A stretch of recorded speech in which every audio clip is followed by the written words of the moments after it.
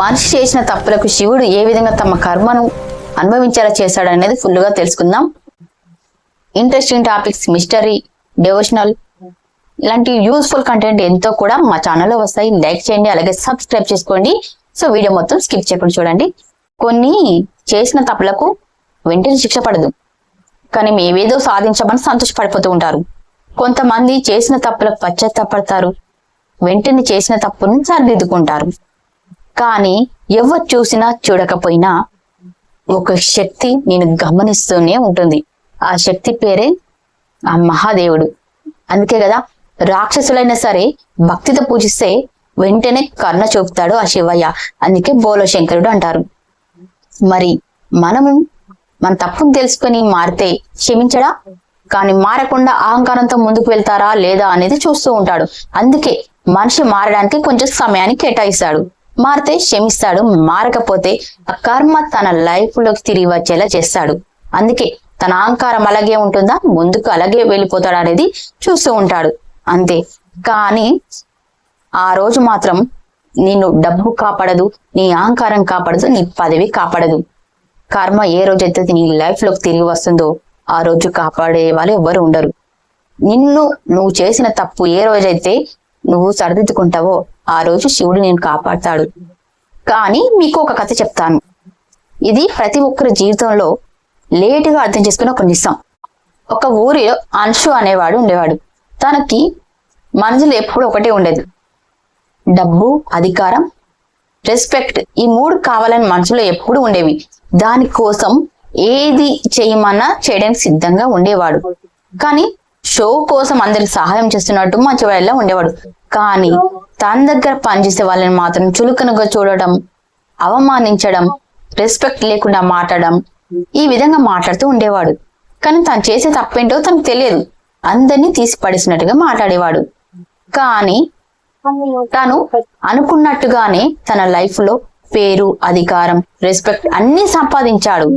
అక్కడ జనమంతా కూడా ఒకటే అనుకునేవారు, ఇన్ని తప్పులు చేస్తున్నాడే అయినా దేవుడు శిక్షిస్తలేడా ఏంటి, మనం ఇంత మంచిగా ఉన్నా కూడా మనకి ఎందుకు ఈ బాధలు అంటూ చాలా బాధపడేవారు.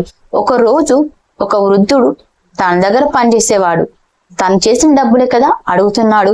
కానీ తన అహంకారంతో ఆ అంశు ఏం చేశాడంటే, నీకు డబ్బులు ఏమి ఇవ్వ, నువ్వు వెళ్ళిపో, నువ్వు ఇక్కడ పని చేయకపోయినా కూడా నేను చేయించుకోగలను, నాకు ఆ అధికారం ఉంది అని అహంకారంతో మాట్లాడుతూ ఉండేవాడట.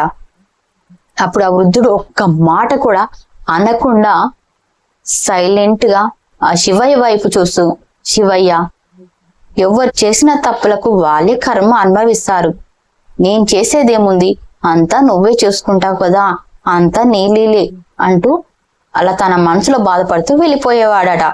కానీ ఒకరోజు సడన్ గా తన జీవితం మొత్తం గందరగోళంగా మారిపోయింది. అది ఎలా అంటే, ఒక రోజు ఏం జరుగుతుందంటే, వాళ్ళకు తెలియని విషయం ఏంటంటే, కర్మ వాళ్ళ జీవితంలోకి వచ్చినప్పుడు ఎవరు కూడా తప్పించుకోలేరు. అదే విధంగా అంశు జీవితంలోకి కూడా వచ్చింది. కానీ వాళ్ళకు ఒక విషయం తెలియదు, శివుడు నిశ్శబ్దంగా ఉన్నాడు అంటే వాళ్ళని క్షమించాడని అర్థం కాదు. కానీ వాళ్ళకు ఒక విషయం తెలియదు, శివుడు నిశ్శబ్దంగా ఉన్నాడు అంటే క్షమించాడని కాదు, సమయం ఇస్తున్నాడని అర్థం. మనిషి తమ తప్పు తెలుసుకొని మారితే శివుడు క్షమిస్తాడు. కానీ అహంకారంతో అలాగే ముందుకు వెళ్తూ ఉంటే కర్మ నెమ్మదిగా నీ జీవితంలోకి తిరిగి వస్తుంది. కర్మ ఎప్పుడు కూడా ఒక్కసారిగా దాడి చేయదు, కొంచెం కొంచెంగా నీ జీవితంలోకి వచ్చేస్తుంటుంది. ఆ రోజు మనకు అర్థమవుతుంది, మనం చేసిన తప్పేంటో తెలుస్తుంది. అంశు కూడా అదే జరుగుతుంది. ఒకరోజు రాత్రి భారీ వర్షంలో అంశు కారులో వెళ్తూ ఉన్నాడు. సడన్ గా కార్ ఆగిపోయింది. ఫోన్లో నెట్వర్క్ లేదు, ఒంటరిగా ఉన్నాడు. అంశుకు సాయం చేయడానికి ఎవరు లేరు. డబ్బు కోసం దగ్గర అయిన వాళ్ళందరూ కూడా సమస్యలు వచ్చేసరికి అందరూ దూరం అయిపోయారు. కానీ దూరంలో ఒక శివాలయం కనిపించింది. వెంటనే అంశు ఆ శివాలయానికి వెళ్ళాడు. ఆ గుడిలో ఒక పూజారి కూర్చొని ఉండడం చూసి, ఏంటి, నేను అందరికంటే ఎక్కువనే సంపాదించాను, కష్టపడుతున్నాను, నాకెందుకు ఇలా జరుగుతుంది అని అంటాడు. అప్పుడు ఆ పూజారి నవ్వుతూ, ఆ శివుడు నిన్ను శిక్షించలేదు, నీ కర్మ నీ జీవితంలోకి తిరిగి వచ్చింది అంతే అని నవ్వుతూ చెప్తాడు. అప్పుడు గాని అనుష్క అర్థం కాలేదు తను చేసిన తప్పేంటి అనేది. ఆ రాత్రంతా కూడా నిద్రపోలేదు. తను చేసిన తప్పులు, మోసాలు, అన్యాయాలు, ఎవరెవరిని ఎంతలా అవమానించాడు ప్రతిదీ కూడా తన మనసులో రన్ రన్ రన్ అంటూ రన్ అవుతూ ఉందన్నట్టు. తన గుండె మొత్తం భారం అయిపోయింది. ఒక్కసారిగా తన తప్పు తెలుసుకున్నాడు. తన అహంకారం మొత్తం పోయింది. తన మనసు మారింది. స్వచ్ఛమైన మనసుతోటి మరుసటి రోజే వాళ్ళు ఎవరెవరికి మోసం చేశాడో ప్రతి ఒక్కరి దగ్గరికి వెళ్ళి క్షమాపణ అడుగుతాడు. పేదవాళ్ళకు సహాయం చేస్తూ ఉన్నాడు. అప్పుడు తను చేసిన తప్పు తెలుసుకొని మంచి మనిషిలా మారిపోయాడు. అప్పుడు ఆ శివయ్య కరుణ కూడా తనపై పడింది. అప్పటి నుంచి తన జీవితాన్ని మంచిగా మొదలు పెట్టాడు. శివుడు ఎప్పుడు కూడా మనం శిక్షించాడు, కానీ ఆ కర్మ మాత్రం ఖచ్చితంగా శిక్షిస్తుంది. మనం చేసిన తప్పులకు మనమే శిక్ష అనుభవిస్తాం అని తను అనుకుంటాడు. కానీ ఎవరు చూసినా చూడకపోయినా ఆ పరమాత్మ ఖచ్చితంగా చూస్తాడు. చాలా మంది మనల్ని ఎవరు చూడలేదు కదా అని అనుకుంటారు, కానీ కర్మ చూస్తుంది, కాలం చూస్తుంది, మా దేవుడు చూస్తున్నాడు.